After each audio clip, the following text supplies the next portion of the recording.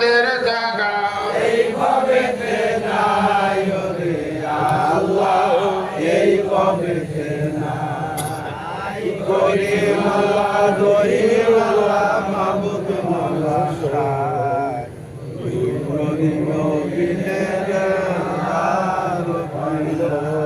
আয় আমার কইরাদের জাগা এইভাবে নাই রে আল্লাহ, এইভাবে নাই। করিম আল্লাহ রহিম আল্লাহ মাবুদ মাওলা শাহ, তুই করিম বিনের আর পাইল।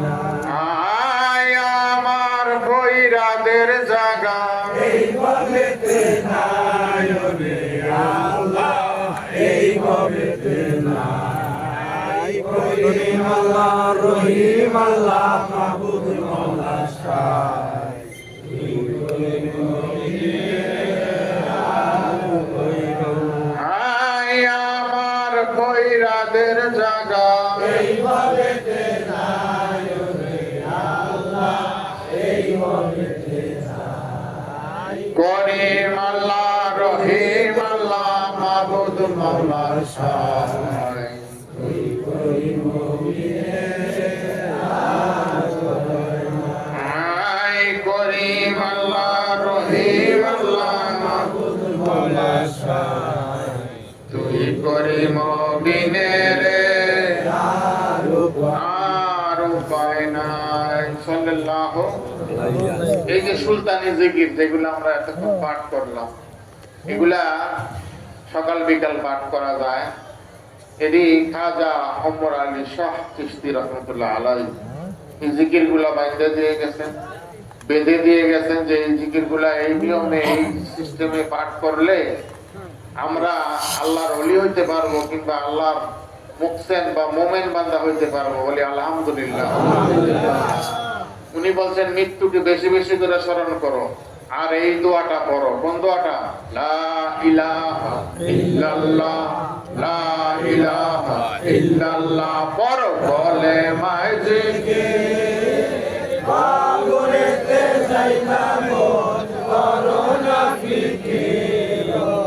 আয় বান্দা ছাড় বদকা জিন্দগি থাকিতে রে লও আল্লাহর নাম, লও আল্লাহর নাম, লও আল্লাহর নাম। জিন্দগি থাকিতে রে লও আল্লাহর নাম। লা ইলাহা ইল্লাল্লাহ, লা ইলাহা ইল্লাল্লাহ পর কলে মায় জিকির কবরেতে যাইতাম করোনা ফিকির। হায় বান্দা জিন্দগি থাকিতে রে লও আল্লাহর নাম, লও আল্লাহর নাম, লও আল্লাহর নাম। জিন্দগি থাকিতে রে লও আল্লাহর নাম। লা ইলাহা ইল্লাল্লাহ, পর লা ইলাহা ইল্লাল্লাহ পর কলে মায় জিকির। কবরেতে যাইলাম করোনা ফিকির। হায় বান্দা সর্বদুকার, জিন্দগি থাকিতে রে লও আল্লাহর নাম। লও আল্লাহর নাম, লও আল্লাহর নাম। জিন্দগি থাকিতে রে লও আল্লাহর নাম। লা ইলাহা ইল্লাল্লাহ, পর লা ইলাহা ইল্লাল্লাহ পর কলে মায় জিকির। কবরেতে যাইবা রে মন করোনা ফিকির।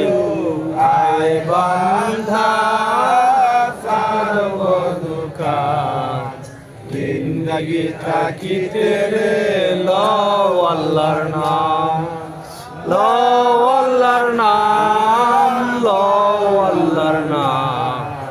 জিন্দগি থাকিতে রে লও আল্লাহর নাম লা ইলাহা ইল্লাল্লাহ লা ইলাহা ইল্লাল্লাহ পর কলে মাঝে কে কবরতে যাইবা মন করো না ফিকির আয় বান্দা সারবত কাম জিন্দগি থাকিতে লও আল্লাহর নাম আল্লাহর নাম আল্লাহর নাম জিন্দগি থাকিতে লও আল্লাহর নাম সাল্লাল্লাহু আলাইহি ওয়াসাল্লাম।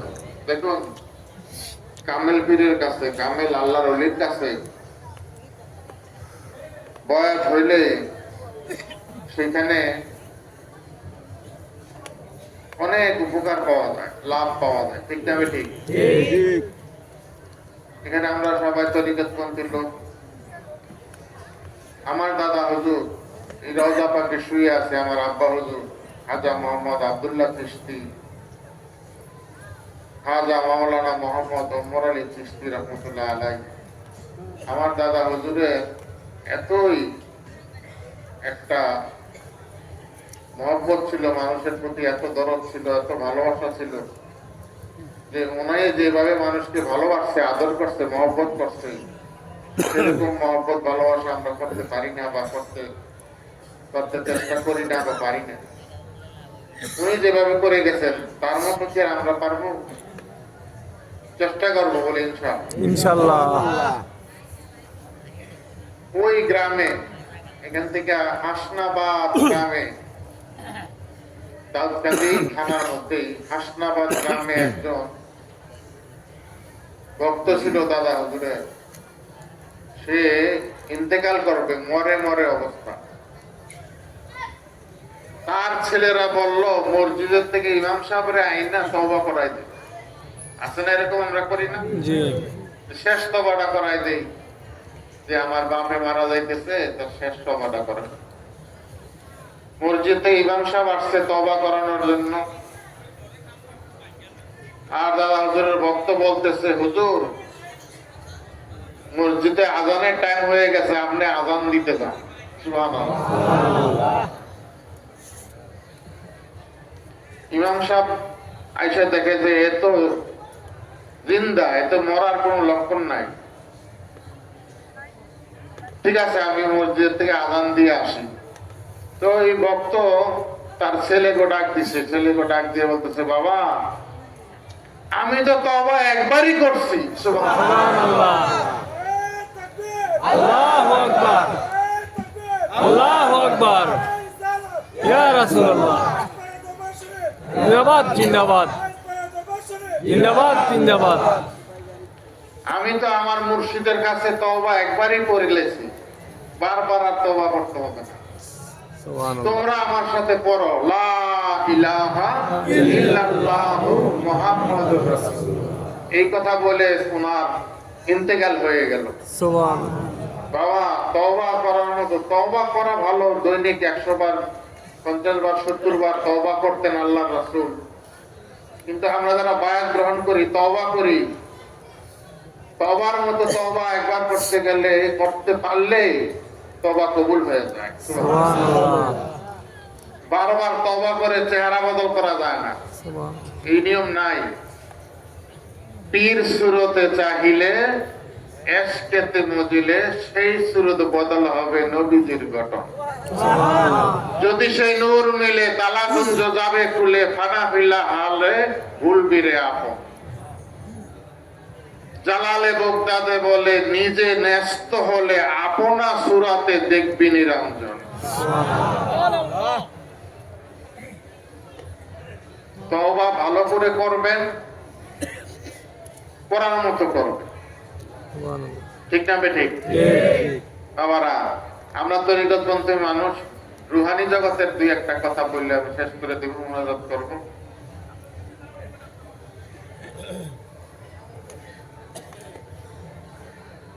একটা শিষ্য যখন গুরুর কাছে বায়াত হয়, তখন 3টা জিনিস তার মধ্যে থাকতে হবে। একটা হলো বিশ্বাস, একটা ভক্তি, আর একটা কি? হ্যাঁ, প্রেম। বিশ্বাস, ভক্তি, প্রেম, এই তিনটা জিনিস শিষ্যের মধ্যে থাকতে হবে, ঠিক না বেঠিক? শিষ্য হইল বেদাত, গুরু হইল জাত। শিষ্য যখন বায়াত হয় তখন বেজাতে হয় জাত। সুবহানাল্লাহ। গুরু হইল জাতের ঘরের জাত, আর শিষ্য হইল বেজাতের ঘরের জাত। সুবহানাল্লাহ। সুবহানাল্লাহ। তো শিষ্য যখন, মানুষ যখন শিষ্যত্ব গ্রহণ করে